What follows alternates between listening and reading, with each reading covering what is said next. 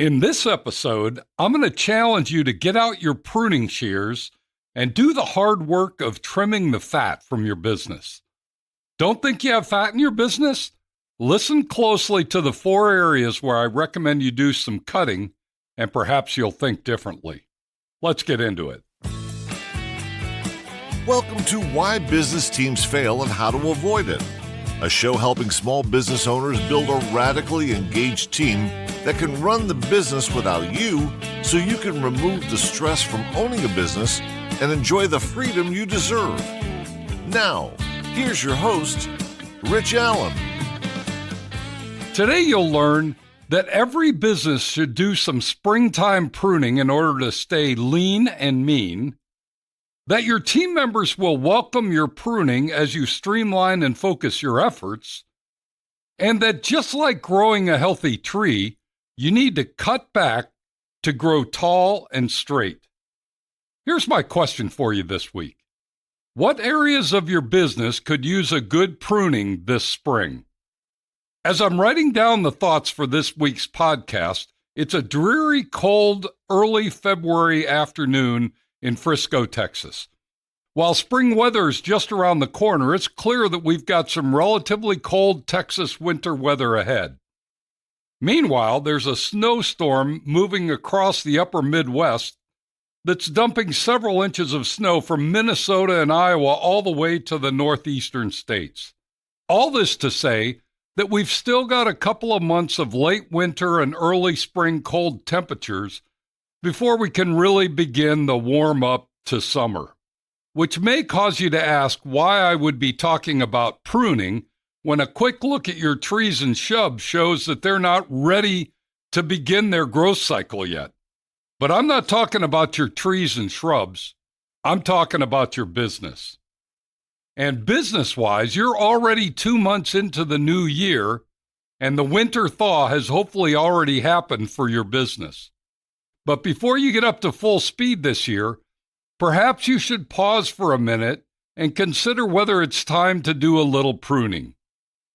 While I certainly hope that your business is not like the federal government, which seems to be more and more bloated year after year, there may be an opportunity to grow faster by doing some cutting back in strategic areas of your business. I'm not suggesting you need to do an all-out assault on spending or expansion like the government does, but I do think that a critical review of 4 specific areas of your business are in order on a regular, at least annual basis. Let me share with you these 4 specific areas and give you a few thoughts on each to help you determine if you should do a little pruning here or there. Let's start with your products and service offerings. If your business is like most businesses I know, the products and services you offer to your customers tend to grow and expand on a regular basis. It may be as subtle as adding a few features to satisfy a big customer or modifying a service package as technology changes or new innovations become available. It's not uncommon to simply add these new products and services, but not delete or drop an older version. Many technology companies are challenged by this when their newer customers are using their most current software version, while some of their legacy customers remain on older versions of their software.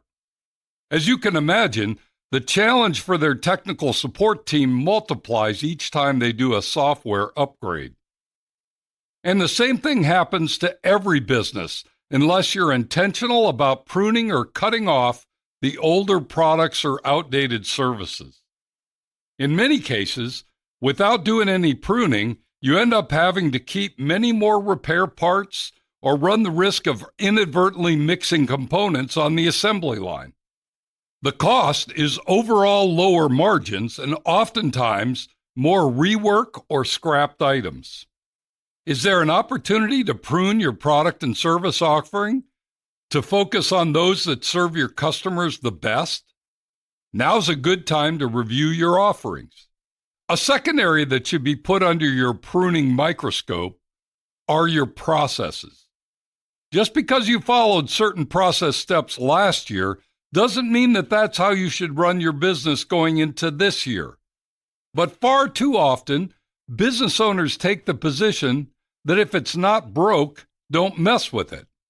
It seems like solid advice until you realize that businesses that are run using this thinking end up way behind the newer, faster, more capable competitors.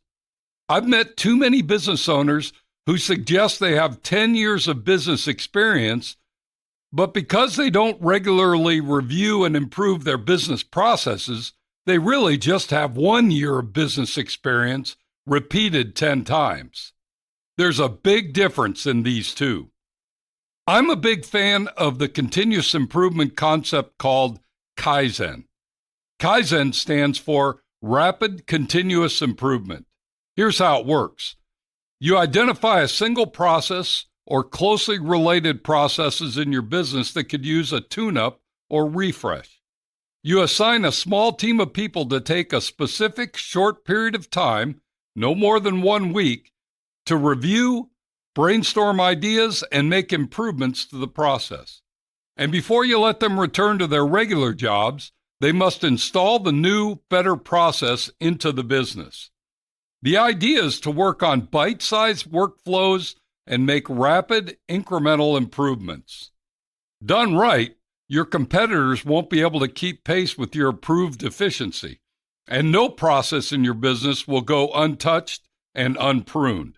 Do you have a plan to review and improve the processes you use in your business? Perhaps now is a great time to make that happen. A third area that should get some pruning from time to time are your customers. While we all like the revenue that's generated by having customers, not all customers are the same. Some are great to work with, and others are frankly a pain in the backside. Yet as you grow your business, you tend to hang on to those customers who are a bit more challenging because you don't want to risk the loss of the revenue just in case. Am I right on this one? I bet I am. In fact, when I suggest that some customers are a pain or more trouble than they're worth, my bet is that a specific name or names just came into your mind. Since this is a reality for all of us, why not take this time to prune these time-sucking, life-sucking customers from your business? Think about it for a minute. If you didn't have to deal with these difficult customers, how much more time and energy would you have for 3 or 4 new customers who were a joy to work with? I know that every time I've dropped a difficult customer, I've opened up the opportunity to add a much better customer in their place. I've met several business owners who make this a regular exercise to review and rate their existing customers and politely prune those who fall below their standards. Is this something you do on a regular basis? If so, good for you.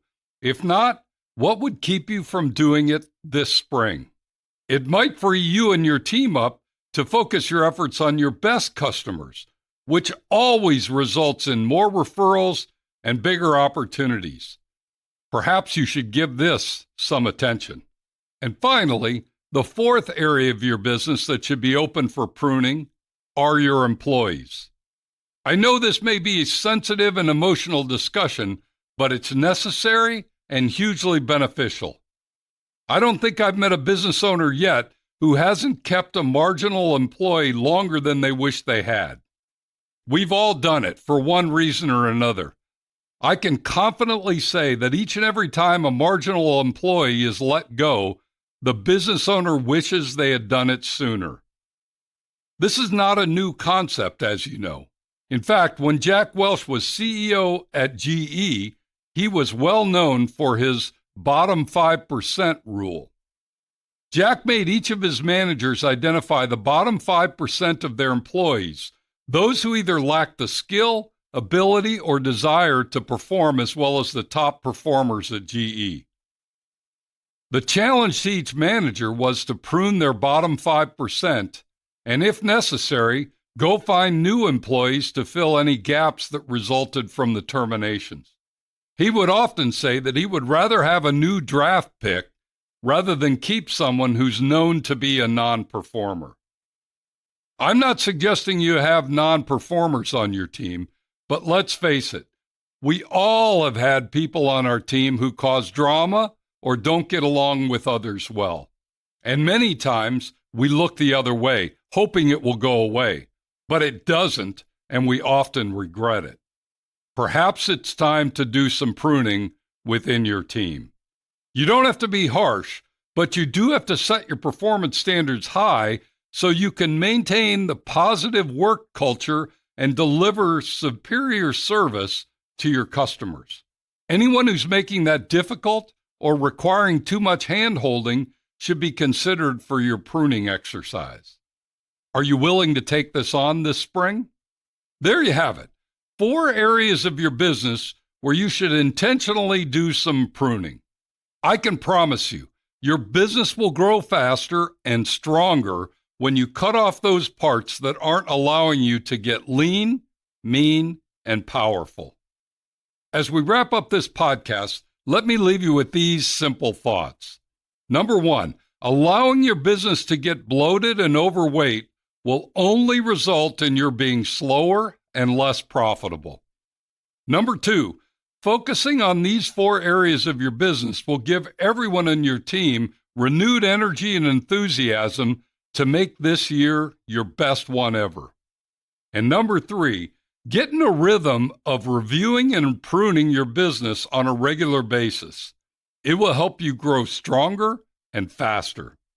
If you'd like some additional support in this area or want to tap into our free resources, simply go to my website, tourtoprofit.com. You'll find everything you need there. Thanks for joining me today. Be sure to tune in next week when we're going to discuss how to shut down toxic talk and gossip at work. You won't want to miss it. Now, go make it a great week, and whatever you do, ride hard. Thank you for listening to Why Business Teams Fail and How to Avoid It. Make sure to like, subscribe, and tell your friends so you don't ever miss an episode. Now go make it a great week, and whatever you do, ride hard.